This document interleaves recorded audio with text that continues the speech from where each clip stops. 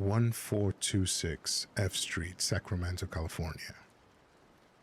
A large Victorian house on a quiet residential street. Well kept, tidy front porch, flower beds bordering the front yard. Inside you can smell something baking.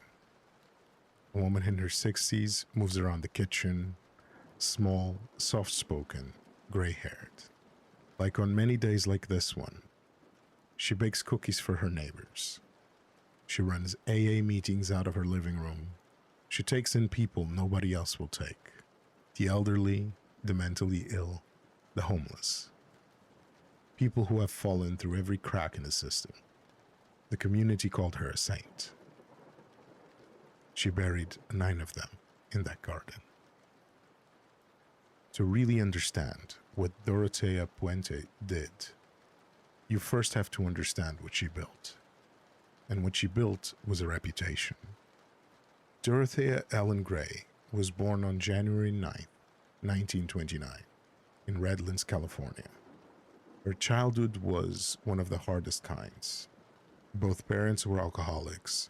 Her father died of tuberculosis when she was 8 years old, and her mother lost custody of all the children and died in a motorcycle accident shortly after. Dorothea and her siblings were sent to an orphanage where she suffered further abuse.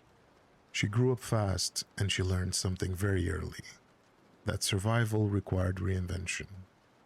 She married young. She changed her name more than once. She built identities the way other people build houses, carefully, deliberately, with a clear purpose in mind. By the time she settled in Sacramento in the 1970s, she had already been convicted of fraud, forgery, and running a brothel disguised as a bookkeeping firm. She had been briefly committed to a psychiatric hospital where doctors diagnosed her as a pathological liar with an unstable personality. None of this was visible to the people of Sacramento.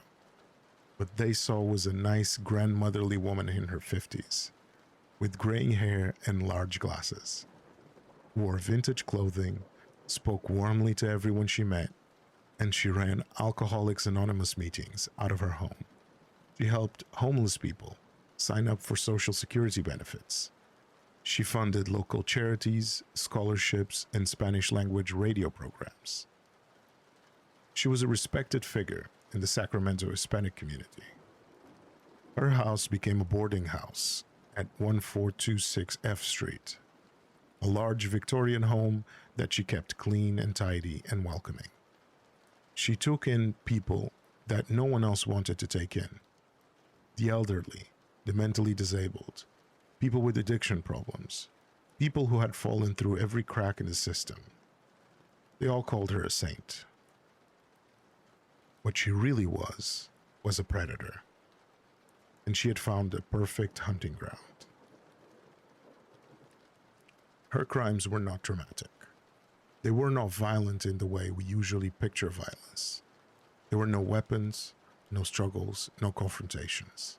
She used poison. Specifically, she used prescription medications, sedatives, sleeping pills, antidepressants, antipsychotics to slowly overdose her tenants.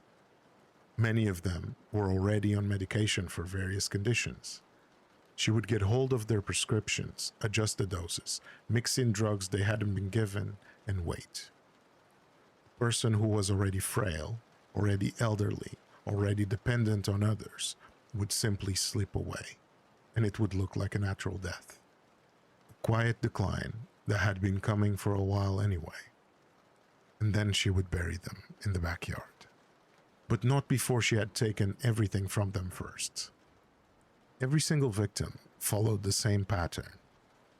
They would move in. Within days or weeks, Dorothea would maneuver herself into control of their finances.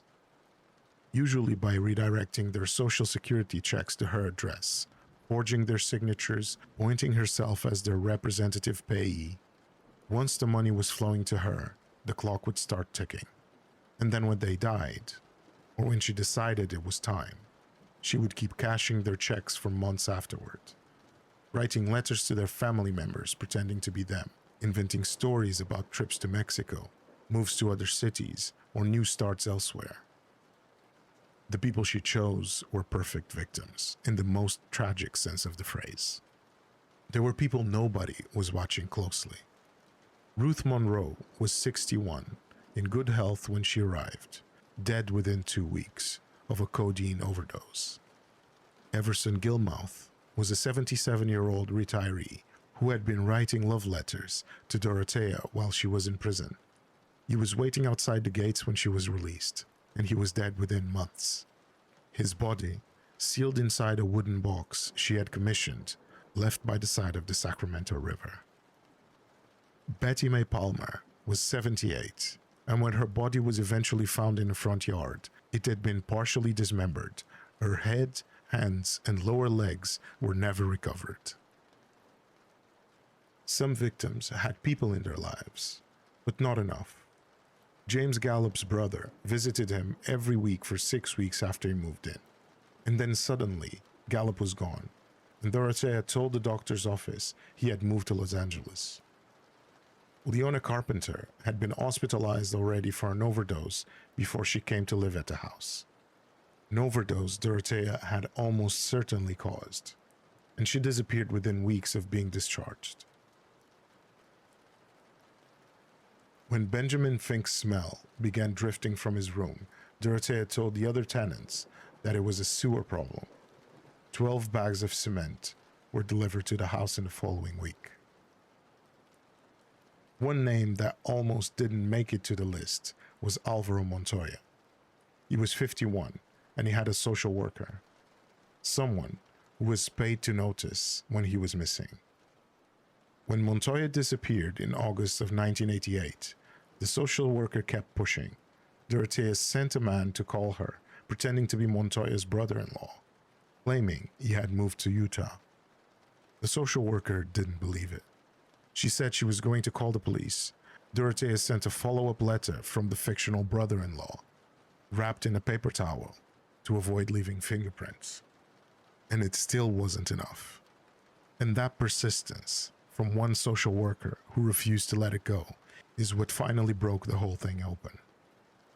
In total, 7 bodies were found buried in the garden of Dorothea's house.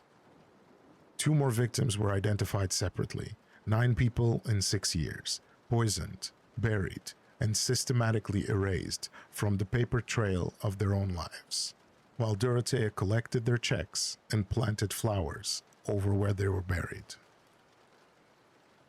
In November 1988, the investigation into Montoya's disappearance had led the police to Dorothea's front door. A few days after, a former tenant named John Sharp spoke to the police. He initially gave the story Dorothea told him to give. Then mid-conversation, he slipped the detective a note. It said, "She wants me to lie to you." 4 days later, a detective came back to the house with a shovel.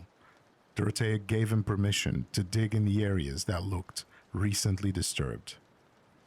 30 minutes later, he found his first body. In the hours that followed, as the police closed off the house and began the grim work of searching the property, Dorothea did something remarkable for its calm audacity. She walked up to one of the detectives and asked if she could go to a nearby hotel to get away from the cameras and press. She promised she would come back right away.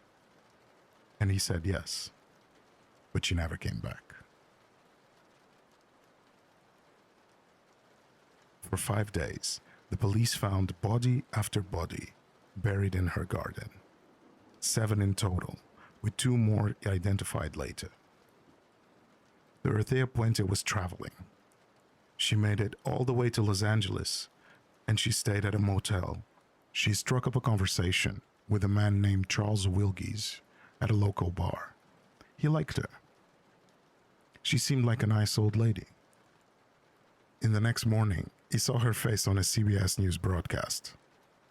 He called the police on November 16th, 1988, 5 days after she had walked away from the crime scene. Dorothea Puente was arrested in Los Angeles without incident. She was 60 years old. She was wearing a floral dress She told the arresting officers she hadn't done anything wrong. The trial began in February of 1993, more than 4 years after her arrest. It was one of the most complex cases in California history. 156 witnesses, more than 3,000 exhibits, over 22,000 pages of transcripts. Dorothea maintained throughout all of her defense that her tenants had died of natural causes, that she had simply found them already dead, panicked, and buried them herself because she was afraid no one would believe her innocence. She said she had cared deeply for all of them. The jury deliberated for 35 days. Then they convicted her of 3 murders: Benjamin Fink, Leona Carpenter, and Dorothy Miller. On the remaining 6 counts, they deadlocked. The jury also deadlocked on the death penalty, which meant Dorothea was sentenced to life in prison without the possibility of parole. She went to prison at the Central California Women's Facility in Chowchilla. During her time there, she painted, wrote letters, and corresponded with a journalist who eventually published a book that included her recipes, titled, with grim irony, Cooking with a Serial Killer. She died in prison on March 27th, 2011. She was 82 years old. Dorothea Puente's case is a useful lens to understand something that criminologists have studied for a long time: the difference between how men and women tend to kill when they kill serially. And the differences are striking enough to be worth sitting with for a moment. Think about the names that come to mind when most people think serial killers. Ted Bundy, who targeted young women on college campuses, later said he could turn the violence on and off like a tap. John Wayne Gacy, who buried 33 young men under his own house and performed as a clown at children's birthday parties. Jeffrey Dahmer, whose crimes involved control, ritual, and a darkness that went far beyond the act of killing itself. BTK, Dennis Rader, who sent taunting letters to the police for decades, needing the world to know he existed. Or the Zodiac, who built his entire identity around being uncatchable. What these men had in common, and what research consistently shows about male serial killers, is that the act of killing is the central motivation. For many of them, it was about power, domination, the specific, terrible satisfaction of taking a life. The victims were often strangers. The methods were often violent and physical, and many of these killers, whether consciously or not, left traces, because some part of them wanted to be seen. Dorothea Puente wanted the opposite of that. She didn't want to be seen at all.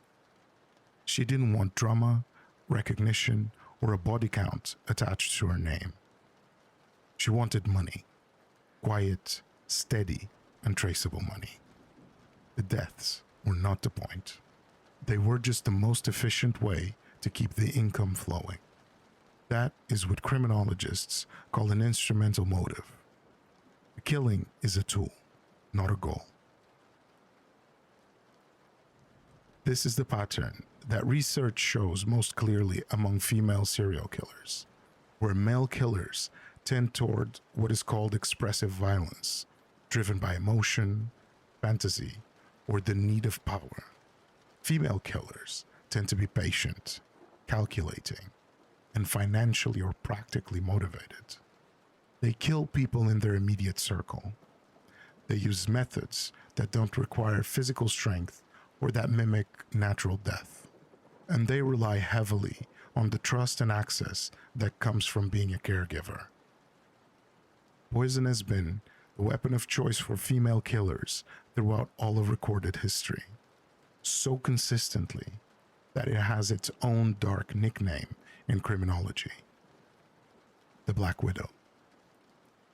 It works slowly It's hard to detect in people who are already unwell, and it allows the killer to be present and sympathetic right up to the moment of death, even playing the role of the grieving carer afterward.